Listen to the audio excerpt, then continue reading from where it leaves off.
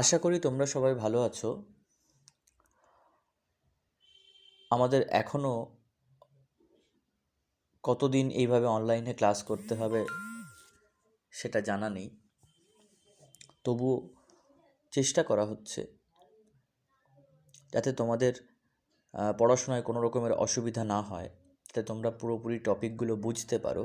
সেজন্য আমরাও চেষ্টা করছি ডিটেলসে তোমাদেরকে বোঝানোর জন্য। তোমরা সবাই ভালো থাকো। আজকে আমরা যে আলোচনা শুরু করব তা হলো মনসবদারি ব্যবস্থা। এই মনসবদারি প্রথা সম্পর্কে আমরা বিস্তারিত আলোচনা করব, তারপর জায়গির ধরব। তো এই মনসব কথাটির অর্থ হল পদমর্যাদা, মানে র্যাঙ্ক। এই মনসবদার প্রথার উদ্ভব হল মধ্য এশিয়ায়। বলা যায় সম্রাট আকবর তার বিশাল সাম্রাজ্য গঠন করার পর রাজকীয় সেবার যে ব্যাপক কর্মসূচি গ্রহণ করলেন, তারই ফলশ্রুতি হিসাবে এই মনসব ব্যবস্থার প্রচলন হলো।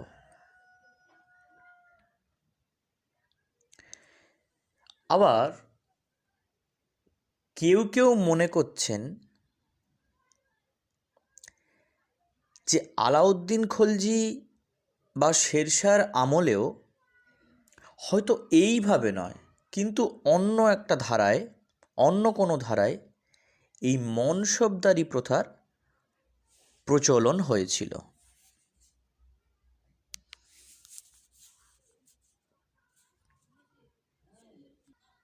তবে এটা বলা যায়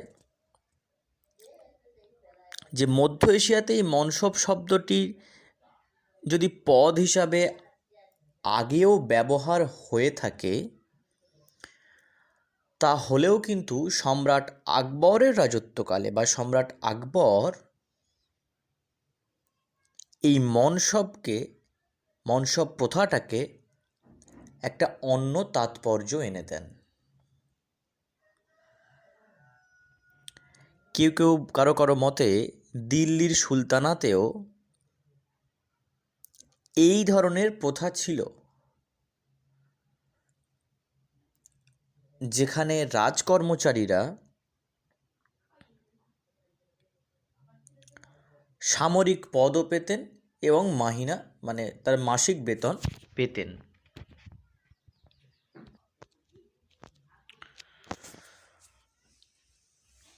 এরপর আমরা দেখছি এই মনসব সম্পর্কে বিভিন্ন ঐতিহাসিকের বিভিন্ন রকমের মতামত আছে। আমরা চেষ্টা করব সকলের মতামতকেই নেওয়ার।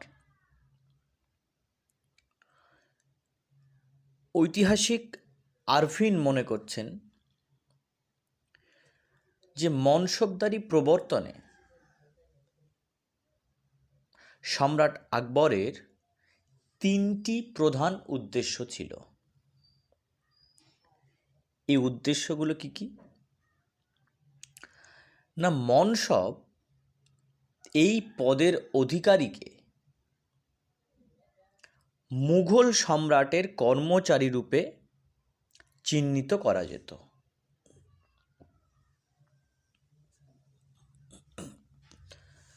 দুই কি না, পদমর্যাদা অনুযায়ী মনসবদারদের বেতন নির্দিষ্ট করা যেত। তিন নম্বর কি, মনসবদারকে নির্দিষ্ট সংখ্যক পদাতিক ও অশ্বারোহী বাহিনী রাখতে হতো এবং প্রয়োজনে সম্রাটকে তাদের সাহায্য করতে হতো। সুতরাং দেখা যাচ্ছে যে মুঘল সামরিক বাহিনীর ত্রুটি দূর করার উদ্দেশ্যে সম্রাট আকবর এই মনসব প্রথার প্রবর্তন করলেও এটি শুধুমাত্র সামরিক দায়িত্ব কর্তব্যভিত্তিক কোনো পদ ছিল না। সামরিক ও বেসামরিক এই দুই কাজের ক্ষেত্রেই মনসবদার পদটা প্রযুক্ত ছিল। ঐতিহাসিক আবুল ফজল তাঁর আইনি আকবরী গ্রন্থে দেখিয়েছেন যে মনসবদারগণ ৩৩টি শ্রেণীতে বিভক্ত ছিল। তাদের পদমর্যাদা অনুযায়ী এক একজন মনসবদার এবং মনসবদারদের অধীনে ১০ থেকে ৫,০০০ পর্যন্ত সৈন্য থাকত। পরবর্তীকালে ৭,০০০ ও ১০,০০০ মনসবদারের পদের সৃষ্টি করা হয়। তবে এই ৫,০০০-এর ঊর্ধ্বে যারা মনসবদারি পদ বা পদে থাকতেন তারা সাধারণত রাজকুমার বা ওই শাহজাদাদের জন্যই নির্দিষ্ট থাকত। তবে আবুল ফজল বলছেন যে সম্রাট আকবর মনসবদারদের ৬৬টি স্তরে ভাগ করেছিলেন। ৬৬টি স্তরে ভাগ করেছিলেন, যার মধ্যে ১০ ঘোড়ার মনসবদার থেকে একেবারে ১০,০০০ মনসবদার পর্যন্ত ছিল।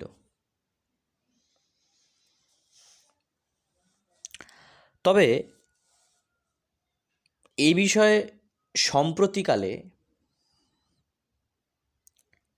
শিরিন মুজভি বলছেন যে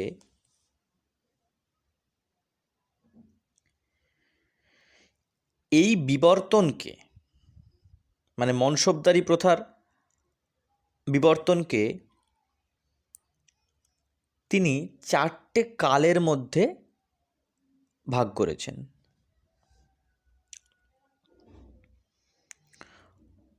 এক নম্বর তিনি বলছেন যে সম্রাট আকবরের প্রথম দশক পর্যন্ত মনসবদারদের বেতন ইচ্ছামতো ঠিক করা হতো এবং কত সংখ্যক ঘোড়সওয়ার সেই মনসবদারের অধীনে থাকবে এটাও কিন্তু ঠিক করা ছিল না। দ্বিতীয় পর্বে কি বলছেন শিরিন মুজভি? তিনি বলছেন দ্বিতীয় পর্ব শুরু হচ্ছে ১৫৬৬ থেকে ৬৭ সাল, মানে এই সময় থেকে আর কি। এই সময় সম্রাট আকবর মনসবদারদের অধীনের যে ঘোড়সওয়ার থাকবে তার সংখ্যাকে কিন্তু নির্ধারণ করার চেষ্টা করছেন এবং মনসবদারদের বলা হতে থাকে যে তাদের জায়গিরের আয় অনুযায়ী সৈন্য রাখতে হবে এবং সেই সৈন্যদের বেতন কত হবে সেটাও ঠিক করা হতে থাকে।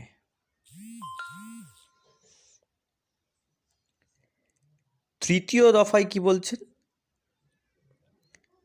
তিনি বলছেন ১৫৭৩ থেকে ৭৪ এই সময় মনসব প্রথা শুরু হয় এবং ওদের একটি করে, মানে মনসবদারদের একটি করে সংখ্যা দেওয়া হচ্ছে। এই সংখ্যা দিয়ে বোঝা যেত যে তাদের বেতন কত এবং মনসবদাররা কত মালবাহী পশু তাদের কাছে রাখতে পারবে।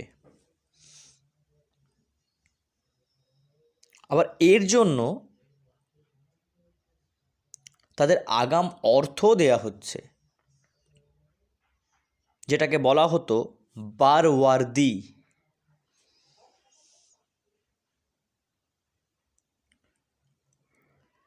চতুর্থ পর্ব শুরু হচ্ছে 1595 থেকে 96 সাল। এই সময় কি হচ্ছে না, এই সময় মনসবদারদের 3টে ভাগে ভাগ করা হচ্ছে। যাদের ঘোড়সাওয়ারদের সংখ্যা তাদের মনসবের সমান, যাদের ঘোড়সাওয়ারদের সংখ্যা মনসবের অর্ধেক বা অর্ধেকের বেশি, আর যাদের ঘোড়সাওয়ারদের সংখ্যা মনসবের সংখ্যা অর্ধেকেরও কম, ঘোড়সাওয়ারদের বেতন মনসবদের সংখ্যার থেকে আলাদা করা হয় এবং ঘোড়সওয়ার রাখার জন্য আর একটা সংখ্যা তাদের দেয়া হয়। এই দ্বৈত সংখ্যা যাদের আছে, এই দ্বৈত সংখ্যাকে বলা হচ্ছে জাট ও সওয়ার সংখ্যা।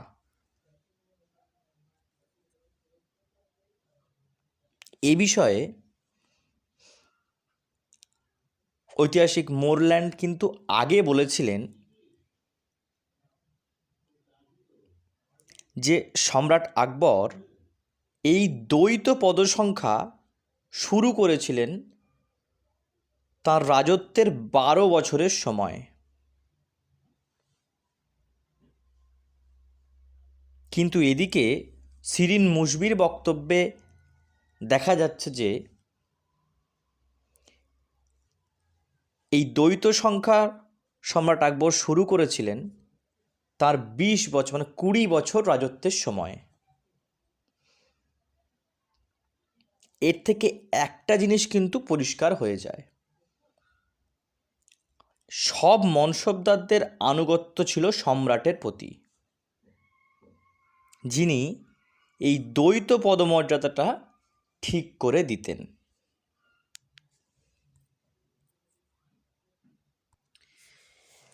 এই মনসব শব্দটির ব্যাখ্যা প্রসঙ্গে আতাহার আলী মনে করছেন যে মনসব হলো কোনো ব্যক্তিকে প্রদত্ত মর্যাদা এবং তার কর্তব্য ও দায়িত্বের পরিচয় ও ভিত্তি। সাধারণভাবে এই মনসবদার পদে মনোনয়নের জন্য সম্রাটের ইচ্ছাই ছিল শেষ কথা। তবে উচ্চপদস্থ রাজকর্মচারী বা শাহজাদাদের সুপারিশকেও কিন্তু সম্রাট মর্যাদা দিতেন। অধ্যাপক অনিল বন্দ্যোপাধ্যায় কি বলছেন এই মনসবদার সম্পর্কে, মনসব প্রথা সম্পর্কে? তিনি বলছেন, সম্ভবত সম্রাট আকবর এই পরিকল্পনায় 66টি স্তরের পরিকল্পনা করেছিলেন, কিন্তু বাস্তবে তিনি 33টি স্তর গঠন করতে পেরেছিলেন। এবং তিনিও একই কথা বলছেন যেই সর্বনিম্ন মনসবদের অধীনে 10 জন এবং সর্বোচ্চ মনসবদারের অধীনে 5,000 সৈন্য থাকত। তবে এই 6,000 থেকে 10,000 মনসবদারীরা সামান্য কিছুজন ব্যতিক্রম ছাড়া রাজপুরুষদের জন্যই সংরক্ষিত থাকত। এ বিষয়ে অধ্যাপক অনিরুদ্ধ রায় কি বলছেন? তিনি বলছেন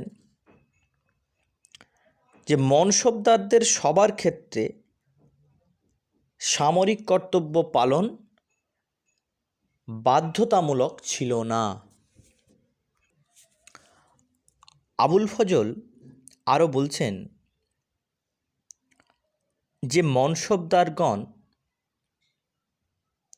প্রকৃতপক্ষে 33টি শ্রেণীতে বিভক্ত ছিল, আর বাকি 33টি শ্রেণীর কাগজ কলমে কোনো অস্তিত্ব ছিল না। তবে সম্রাট শাসন কার্যের সুবিধার জন্য সম্ভবত সকল শ্রেণীতে মনসবদার নিযুক্ত করতেন না।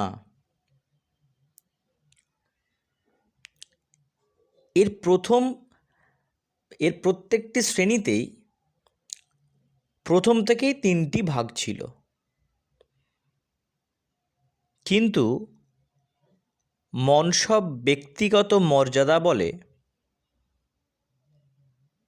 কোন মনসবদারের অধীনে প্রকৃতপক্ষে কত সৈন্য ছিল তা বলা কিন্তু সম্ভব নয়। মনসবদারগণ পদমর্যাদা অনুযায়ী রাজকোষ থেকে নির্দিষ্ট হারে বেতন কত এবং প্রয়োজনীয় মুহূর্তে সম্রাটকেও কিন্তু তারা যে সামরিক সাহায্য করতেন, তবে অধিকাংশ ক্ষেত্রেই নগদ অর্থে বেতনের পরিবর্তে সংশ্লিষ্ট ব্যক্তির সমপরিমাণ আয়ের জায়গির বা চাষযোগ্য জমি দেওয়া হতো। কিন্তু মনসবদারি প্রথা বংশানুক্রমিক ছিল না। মনসবদারের পুত্রকে নতুনভাবে জীবন আরম্ভ করতে হতো। তবে সব মনসবদারকে নিম্নতম অবস্থা 10 বা 20-এর মনসবদারি থেকে জীবন আরম্ভ করতে হতো না। সম্রাট তার অনুগ্রহভাজন ব্যক্তিদের প্রথমেই উচ্চ মনসবদারিতে নিযুক্ত করতেন। আমরা আগেও বলেছি আলোচনায়, এই মনসবদারি সম্পূর্ণভাবে সম্রাটের স্বেচ্ছাধীন ছিল। নিযুক্ত মনসবদারের পদোন্নতি বা তার পদ্ধতি বা তার যদি পদস্খলনও হয়, সেটা কিন্তু সবটাই নির্ভর করত সম্রাটের মর্জির উপর। প্রত্যেক মনসবদারকে পদমর্যাদা অনুযায়ী হস্তি, অশ্ব, ভারবাহী পশু এবং মালপত্র বন্টনের জন্য